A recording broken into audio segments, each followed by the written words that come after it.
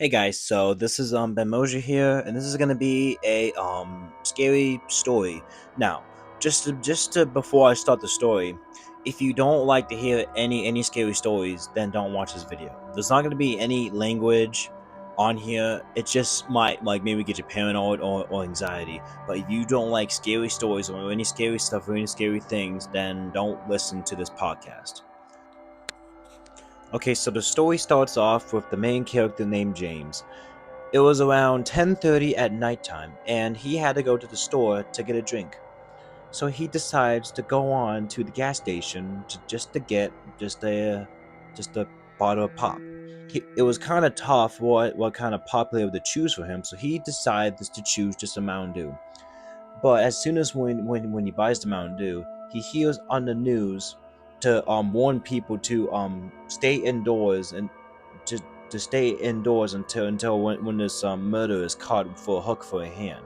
James gets a little confused, and I'm wondering who's this guy for a hook for a hand. And then there was this woman that tells him this. So there was this guy running around town killing people, and he has a fish hook for a hand. Did you ever hear the and then she was like, did you ever hear the urban legend story about that? And then James said, yeah, I have heard about that. It kind of creeped me out when I was a kid. From the movie Campfire Stories or Campfire Tales, I think. Yep, that's the movie. So the whole storyline is this: he goes around killing people for a hook for a hand. And then James said, but yeah, you just said that. So James gets his drink, and then after that he goes back home, and then he locks his windows and doors. So the thing is, James is home alone. His parents are out, and he's trying to wondering what to do. So what he chose to do is he locked all of his windows and doors, and just to keep a lookout, just in case somebody's out there. So, and then two minutes later, the phone rings. It's his parents. So his parents say, "Hey James, we're coming home. We've been hearing that there was a murder for a fish hook for a hand." And then James was like, "Okay, mom, I'll see you. I'll see you in a little bit." And then James' mom said, "All right, James, just be safe." James hangs up the phone. Then James starts to just to chill out and then watch some cartoons. So then after a while, the phone rings again. But this time, it was a voice that James has never heard. The voice then says, "I know you're home alone." James hangs up the phone. And then he says to himself, "Nah, it's just a prank call." And then after that, the phone rings again with the same voice. "I know you're alone. Your parents aren't home." James starts to get a little worried about this. So he says this, "Who are you? And how do you know that I'm home alone?" The the mysterious voice hangs up the phone. And then afterwards, the phone does not ring at all anymore. So James decides to just to look around the house and see if everything's all good. And it turns out everything is still good. So what he chose to do was to just make sure that his parents would drive home safely. He was still getting a little anxious. And then 10 minutes later, the phone rings again. But this time, it was James' parents. His parents said, quote, "We're home, James, but don't worry, you're safe." James tells his parents that he's heard he's heard this strange voice saying that I know you're home alone a couple of times. James' parents start to get a little worried about him, saying like, you're probably just like hearing things, or maybe it was just a dream." James then says, "No, it wasn't a dream. This actually happened. There was actually a guy that was saying, 'I know you're home alone, James.'" James' parents start to get a little concerned about this mystery man for a hook for a hand, because they've heard the story too. So they chose just to go to bed early and turn on security because they have security cameras, and then they went to bed. James was getting still pretty anxious about the voice, so he stayed up just a little bit longer. But then afterwards, his phone rang again. And then it said, I know I know your parents are home, James. I know your parents are home and I'm after you. His stomach dropped.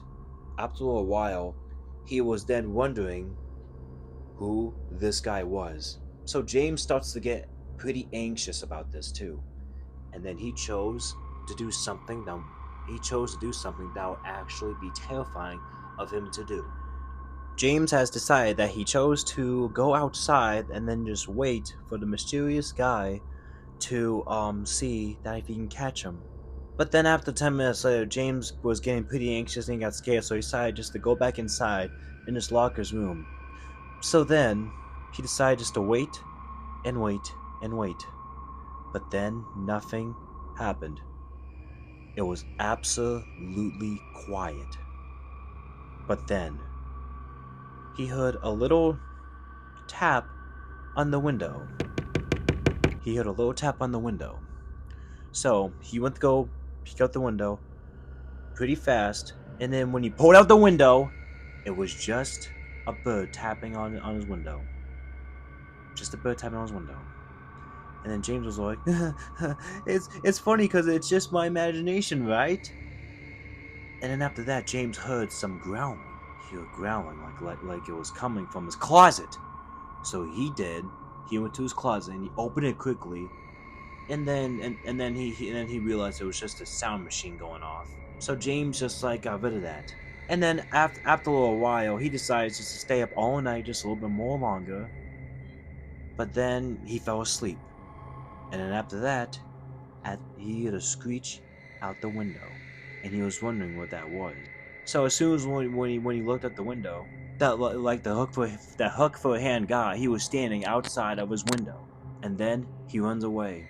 So then James decides to run with him, but after a little while, he caught up to that guy, and then he caught him, and then he tripped him over. So then he was walking up to James, lay down on the ground, and James was like, "What do you want from me?" And then he ran off. So then James has decided to follow him.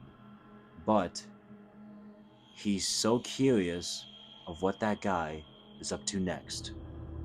He kept on following that same exact guy, and he kept on catching up to him. But he went to a car and he was scratching the car with his hook, and there was two people in that car.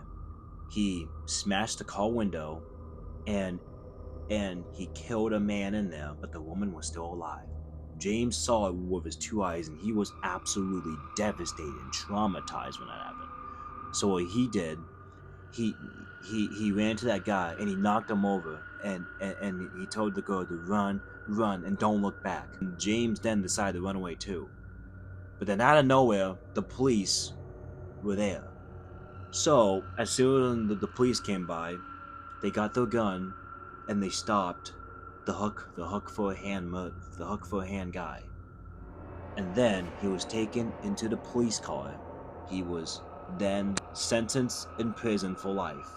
But they had to get James was still pretty traumatized when they had to get somebody to take care of that guy's dead body, and the woman was even devastated too. James was even glad to caught the guy for a hook for a hand. It was then announced all over the news. To this day, people still remembered him too. The thing was, it was never doubted the scene to happen again, but then someone else came by in another town. Leave a like and subscribe for story number 2.